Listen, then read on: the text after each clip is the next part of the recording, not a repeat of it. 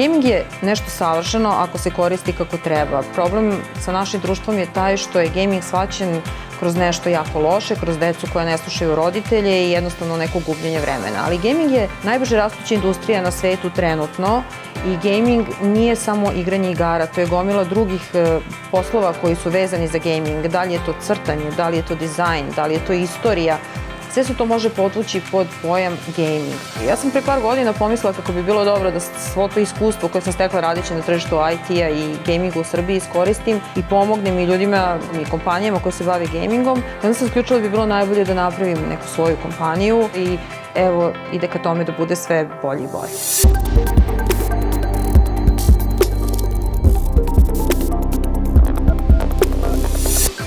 Problem oko gaminga postoji, on se rešava dan danas jer jednostavno postoji dosta ljudi kojima treba pokazati na pravi način kako mogu da prihvate gaming. Postoji još jedan problem, a to je to što sam samohrana majka i bilo mi je jako veliki problem da presečem i da kažem ok, sutra ću otići, registrovat ću firmu. Onda shvatite da sve to što znate, da li ćete pružiti mogućnost tom nekom za koga radite da iskoristi sve te vaše talente ili ćete to investirati u sebe, ipak mislim da treba pružiti mogućnost tome i da treba verovati u samog sebe. Znači, ali najbitnije je skupiti hrabrost i reći ja ću sad pokušati nešto novo.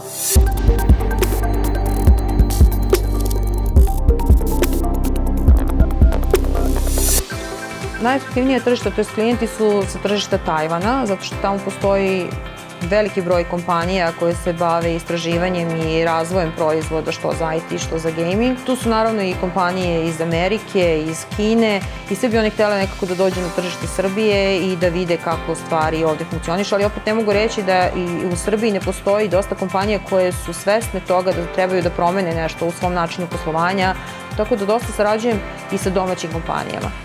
Mislim da ne postoje granice kada je gaming u pitanju i da će u sledećih par godina to sve više dolaziti do izražaja.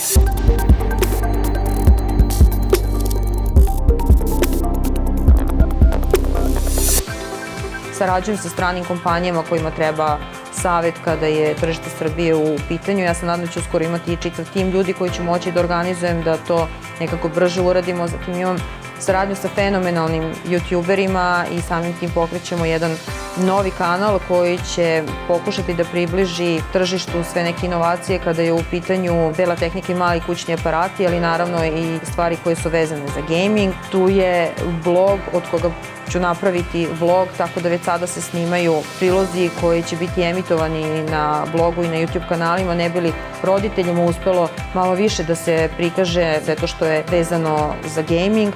Tako da planova je puno i ja se nadam da ćemo za jednu godinu, dve razgovarati kao o jednoj većoj kompaniji, a ne jednom preduzeću.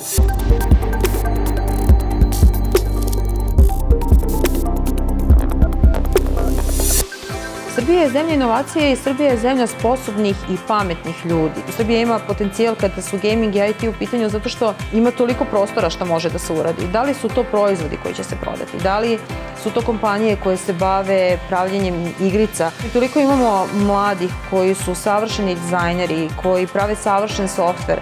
S druge strane, može dosta da se uloži, da se investira, da se mnogo više dobije nego u nekim drugim zemljama. Gaming je, ajde da kažemo, trenutno na onome G od gaminga, a za par godina nadam se da će i Srbija shvatiti koliki je gaming potencijal i strane kompanije uspeti da sprovedu sve ono što su zamislili i da nađemo neki zajednički jezik, da svi uložimo i da svi naravno dobijemo i iskoristimo maksimum sve ono što je dobro u gamingu.